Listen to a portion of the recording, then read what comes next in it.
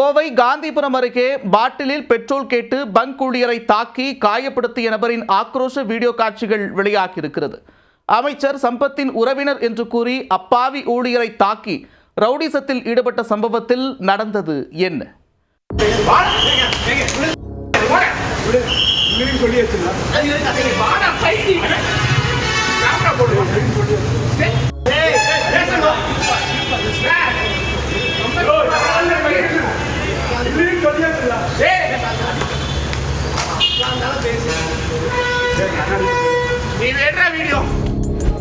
பாட்டிலில் பெட்ரோல் நிரப்பச் சொல்லி பங்க் ஊழியருடன் தகராறு. வாக்குவாதம் முற்றி ஆக்ரோஷமான நபர் தன்னை அமைச்சரின் உறவினர் என கூறி திடீர் ரவுடிசம். பரபரப்பான கோவையில் அரங்கேறிய பங்க் தகராறு. நடந்தது என்ன? தலையில இது அடிச்சு நைட்டு ஃபுல்லாக ஒன்றுமே முடியலைங்க. எம்ஆர்ஐ ஸ்கேன் எடுத்தது கூட முதற்கொண்டு எல்லாமே இருக்குதுங்க. பாருங்களா, கையில் அடிச்சுங்க. அப்புறம் அவன் மண்டையில் அடிச்சிருந்து மூக்குலேருந்து நேற்று பிளட்டாக ஃபுல்லாக வந்து இங்கே பாருங்களா, கையில் அந்த பிளட்டு முதற்கொண்டு இன்னும் அப்படியே தான் இருக்குதுங்க. நைட் நான் போயிட்டு ஹாஸ்பிட்டல் போயிட்டு வந்து படுக்கிறப்ப 2 மணிங்க. போலீஸ் ஸ்டேஷனில் போய் நாங்கள் கம்ப்ளைண்ட் கொடுத்ததுக்கப்புறம் என்னன்றாங்க, அவன் வந்து நம்மளே அடித்தவங்க வந்து நம்மளே வந்து 1008 கேள்வி கேட்குறான். இங்கே கம்முன்னு நின்றுட்டு இருக்கிறாங்க. கேட்டால் அமைச்சரோட அண்ணன் பசங்க அப்படிங்கிறனால அமைதியாக இருக்கிறாங்க.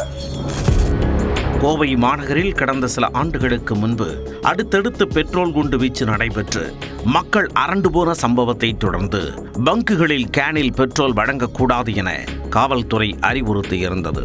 அந்த நடைமுறை தற்போது வரை நீடிப்பதாக தெரிகிறது. இதனால் கோவையில் கேனில் பெட்ரோல் குடைப்பது ரேர் தான்.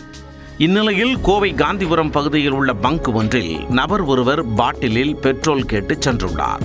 ஆனால் பங்க் ஊழியர், ஐயா, பாட்டிலில் பெட்ரோலாம் கொடுக்க முடியாது என மறுத்துள்ளார்.